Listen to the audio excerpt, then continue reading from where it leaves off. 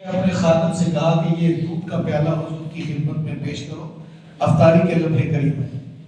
خادم حضور کے پاس دودھ لے آیا تو نبی پاک صلی اللہ علیہ وسلم نے فرمایا کہ یہ دودھ کہاں سے آیا؟ عرض کی حضور یہ ام عبداللہ نے بھیجا ہے۔ فرمایا جب پوچھ کے ہو کہ یہ دودھ اس نے کس سے لیا؟ خادم نے پوچھا اور آ کر بتایا کہ حضور یہ دودھ ام عبداللہ نے اپنی بکری کا دھو کے دیا ہے۔ آقا کریم نے فرمایا جب پوچھ کے ہو کہ بکری کس سے رہی؟ تو پھر گیا، آقا کریم نے بھیجا تو آپ کے خادم نے کہا کہ حضور وہ فرماتی ہیں کہ بکری میں نے اپنی کمائی سے خریدی۔ تو پھر حضور صلی اللہ علیہ وسلم نے وہ دودھ پی لیا، جامع نوش کیا۔ تو دوسرا دن آیا تو حضرت ام عبداللہ کہتی ہے میں حاضر ہوئی، حضور کل دن لمبا اور گرمی شدت کی تھی، اس لیے میں نے دودھ کا پیالہ بھیجا تو آپ نے انکار کر دیا، ماجرا کیا تھا؟ حضور نے فرمایا ام عبداللہ اللہ نے اپنے رسولوں کو یہی تعلیم دی ہے جب بھی کھاؤ تو اس کے حلال سے کھاؤ، تحقیقات کر کے کھاؤ، یوں بے ضابطگی سے نہ کھاؤ۔ تو جو بندہ رزق کھائے پاک نہیں ہے، وہ 2 عمریں بھی کر رہے سال میں، ہر سال حج بھی کرے، تو یہ نہ سمجھے کہ میں بڑا نیک ہوتا ہوں، بڑا حاجی نمازی ہوں تو میں تو کعبے کا طواف کر رہتا ہوں تو پاک ہو گیا گناہوں سے۔ نہیں، صرف گناہوں سے کعبے کا طواف پاک نہیں کرتا۔ اللہ کے رسول صلی اللہ علیہ وسلم کا فرمان سنیے، مسلم شریف کی روایت ہے، حضور فرماتے ہیں ایک بندہ طویل سفر کر کے حرم کعبہ میں ہے، یطیل سفرہ یمد یدیہ، لمبا سفر کر کے آئے، لمبے لمبے ہاتھ اٹھا کے اللہ سے دعا مانگے، گڑ گڑائے، روئے، دیواریں کعبہ سے لپٹ جائے، مطعمہ حرام ومشربہ حرام وملبسہ حرام وغذی بالحرام، اس کا کھانا حرام کا ہو، پینا حرام کا ہو، لباس حرام کا ہو، غذا حرام کی دی گئی ہو، فَأَنَّا يُسْتَجَابُ عَلَى ذَلِكَ، بتاؤ سے ابا اللہ اس کی دعا کیسے قبول فرما دے؟ حرام رزق کھایا ہو تو دعا قبول نہیں ہوتی، حرام رزق کھایا ہو تو اور جس کی بدنی عبادت قبول نہیں، اس کی مالی جس کی مالی قبول نہیں، اس کی بدنی کیسے قبول ہوگی؟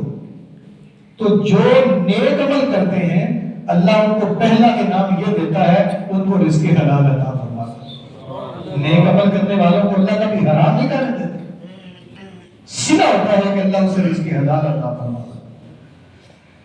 دوسرا انعام اللہ نیک عمل کرنے والوں کو دیتا ہے توفیق الطاعہ، توفیق اطاعت، فرما برداری کی توفیق۔ چونکہ جو بندہ اطاعت نہیں کرتا اللہ کی اور اس کے رسول کی، وہ کبھی کامیاب نہیں ہو سکتا۔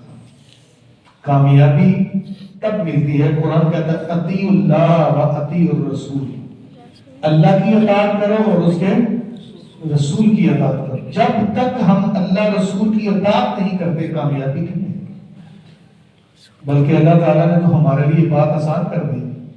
قرآن پڑھیں، پہلے 2 ذاتیں، اطاعت الہی، اطاعت رسول۔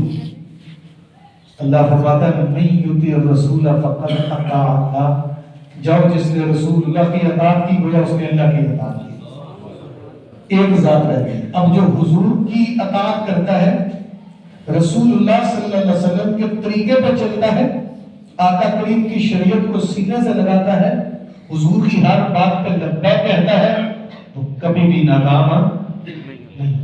جو حضور کی اطاعت کرے، شریعت پہ عمل کرے، رسول اللہ صلی اللہ علیہ وسلم کے اوپر اپنی جان نچھاور کر دے، ہر چیز کو قبول کر لے، تو پھر شریعت یہ نہیں دیکھتی کہ مجھے قبول کرنے والا ذات کا حبشی ہے، اسلام یہ نہیں دیکھتا اطاعت کرنے والا پیشے کا غلام اور رنگ کا کالا ہے۔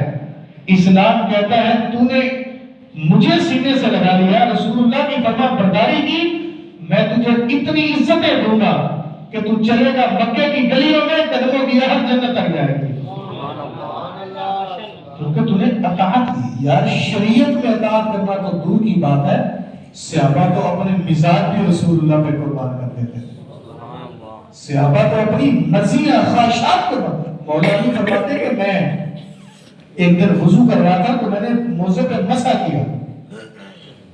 موزے پہ مسح کا طریقہ یہ ہوتا ہے کہ مکمل وضو کر کے اب پاؤں پہ موزہ ہے تو ہاتھ پانی سے تر کر کے انگلیوں سے یوں کھینچ کر کے ٹخنوں تک لے آؤ, مسح ہو جائے گا.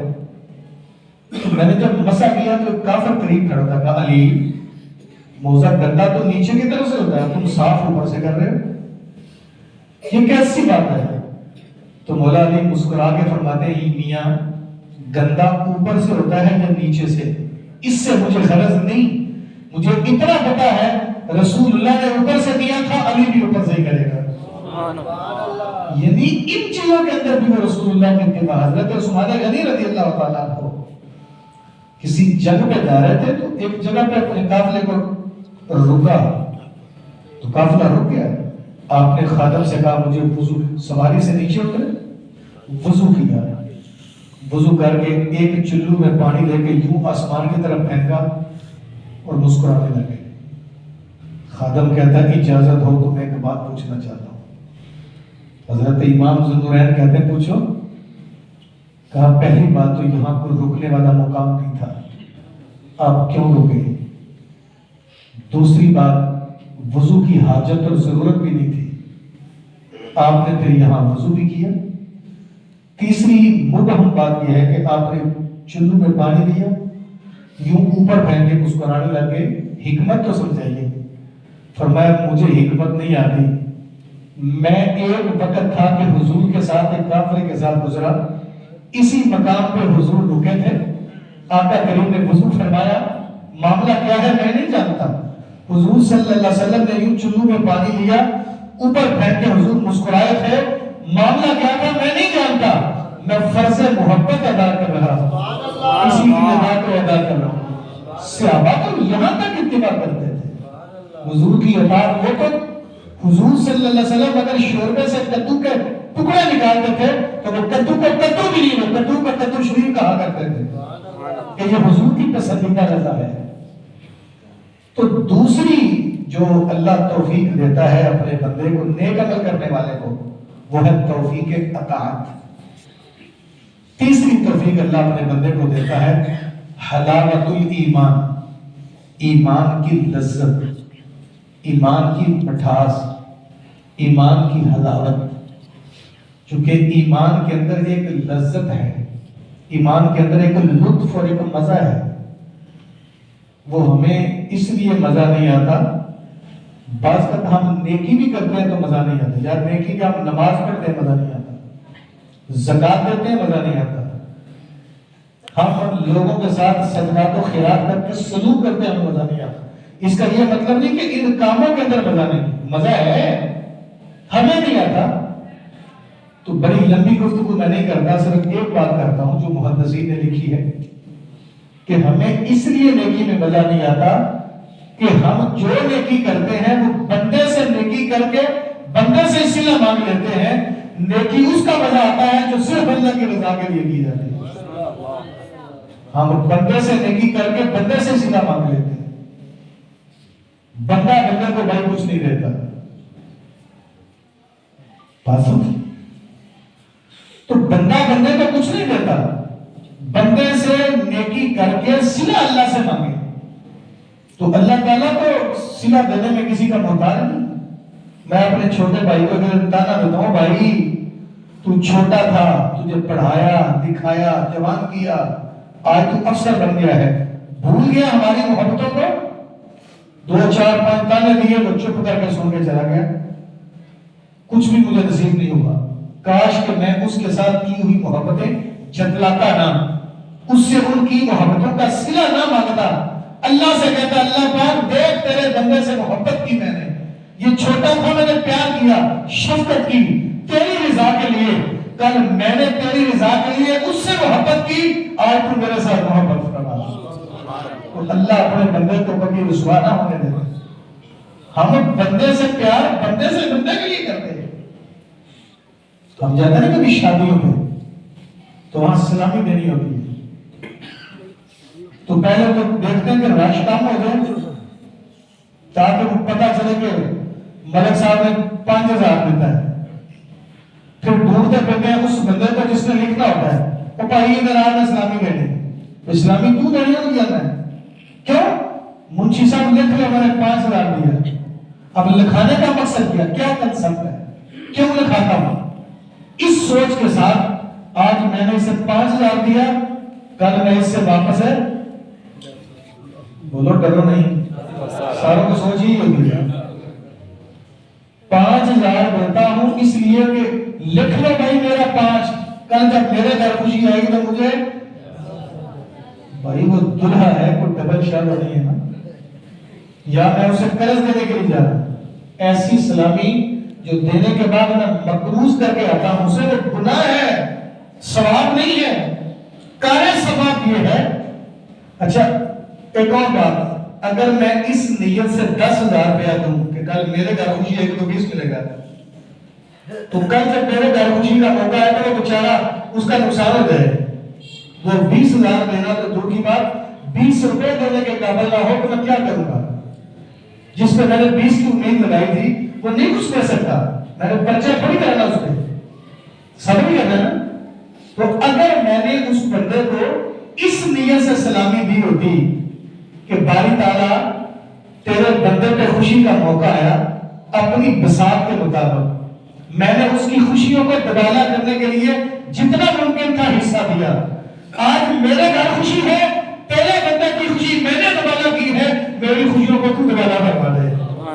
تو اللہ سلا دینے میں اس بندے کا محتاج تو نہیں ہے کہ ضرور جس کو میں نے 5 دیا تھا اللہ اسی کے نام دلوائے گا، اللہ جہاں سے چاہے عطا فرما دیتا ہے، چونکہ میں نے پیار اللہ کے لیے کیا، اس کی رضا کے لیے کیا، مجھے مزہ بھی آئے گا۔ ہم جب نیکی کرتے ہیں نا تو چپ کر کے تو نیکی کرتے ہیں، جب مسجد میں پنکھا دے تو ہر بار پہ لکھا ہوتا ہے برائے سالے 100 بیت بگل، اور بھائی کیا ہمیں مطلب پنکھا لگا کے چودھری صاحب نے یا مسجد کے صدر صاحب نے اسلام دے رہے یا لوگوں نے پڑھ کے اسلام دے رہے کہ انہیں پتہ نہ لگا کہ انہیں گھنٹہ سواب ہو رہی نہیں؟ ایسے نہ کریں، اللہ کی راہ میں دے کے اللہ پہ چھوڑ دیں۔ مالک فرماتا ہے تمہیں اندازہ ہی نہیں، تم تھوڑا دیتے ہو میں تمہاری سوچ سے بھی زیادہ عطا فرماتا ہوں۔ ہمیں اللہ کے دینے پہ یقین ہی نہیں ہے، ہم اللہ کے لیے دیتے ہی نہیں، کیسا کبھی زندگی میں تجربہ ضرور کریں، کبھی زندگی میں موقع ضرور ملتا ہے، ہر بندے کو ملتا ہے۔ کسی موقع پہ میں نے طالب علمی دور کے اندر اپنے حضرت سے پوچھا تھا کہ حضور ہماری زندگی میں جو نیکیاں ہم کرتے ہیں کون سی نیکی معتبر ہے جو ہم کریں، جو نیکی ہم کرتے ہیں اس میں کون سی معتبر نیکی ہے؟ یقین کریں انہوں نے مجھ سے جواب دینے میں حاضر کر دیا۔ قبلہ فرماتے ہیں بیٹا ہر وہ نیکی جس میں تمہارے اور تمہارے اللہ کے علاوہ تیسرا گواہ موجود نہ ہو، بات سمجھ لگی؟ ہر وہ نیکی تمہارے اور تمہارے اللہ کے علاوہ تیسرے بندے کو اس کی خبر ہے نہ ہو، وہ بہت بڑی ہوگی۔ ایسی نیکی کبھی زندگی میں کریں، ساری رات آپ کو سکون آ جائے گا۔ میں 15 دن فلڈ کے دنوں میں بلوچستان رہا، جن دنوں میں سیلاب پورے پیک پہ تھا، میری تقریباً 43-44 سال عمر ہو گئی ہے، میں مطلب میرے 28-30 سال کی نگاہوں پہ گزر گئی۔ 1993 کے اندر میں قرآن مجید پڑھنے گیا تھا، اب تک میں ہی راہوں پہ ہوں، میری زندگی نہیں راہوں پہ گزری، بڑے بڑے مواقع دیکھے تھے، لیکن یہ گزشتہ جو فلڈ آیا بلوچستان 15 دن میں رہا، میں آپ کو لفظوں میں بتا نہیں سکتا کہ میری زندگی میں وہ 15 دن بھولنے والے نہیں ہیں۔ یقین کرو ہم نے جو کتابوں میں پڑھا تھا دور نبوی میں جاہل، آپ نے کبھی تصویریں دیکھی ہوگی فیس بک پہ، چولستان کے لوگ گندا سا پانی اس طرح پی رہے ہوتے ہیں جانوروں کی طرح، میں سمجھتا تھا یہ ویسی تصویریں ہوتی ہیں، وہاں جا کے میں نے اپنی آنکھوں سے ایسے لوگوں کو دیکھا جو نہر کا پانی ہوتا ہے نا ہمارے یہاں سورج وغیرہ چلتے ہیں، اسی پانی کو وہ پیتے ہیں، اسی میں نہاتے ہیں، اسی پانی سے کھانا پکاتے ہیں، اسی سے کپڑے دھوتے ہیں۔ ہم لوگوں کو اندازہ نہیں زندگی مطلب کیسی گزرتی ہے۔ تو جو نیکی آپ کسی سے اللہ کے لیے کرتے ہیں وہ نیکی انشاءاللہ آپ کو ایمان کی لذت عطا فرمائے گی۔ تو تیسرا انعام، بات لمبی ہو گئی ہے، اللہ اپنے بندے کو سلے کے طور پہ دیتا ہے حلاوت ایمان۔ چوتھا انعام اللہ دیتا ہے القناعت، صبر۔ جتنا بھی اللہ نے دیا ہو اللہ اتنے پہ تیرا شکر ہے، جب بندہ اللہ کے دیے رزق پہ راضی ہو جاتا ہے، شکر کرتا ہے، قرآن پڑھیے، اللہ کہتا ہے لَإِن شَكَرْتُمْ لَأَزِيدَنَّكُمْ، جب بھی تو شکر کرتا ہے میں اسی لمحے تیرا رزق اور زیادہ بڑھا دیتا ہوں۔ ہم لوگ شکر نہیں کرتے، شکر نہیں کرتے۔ میں معافی چاہتا ہوں، شکر تو ہماری زبان پہ ہے ہی۔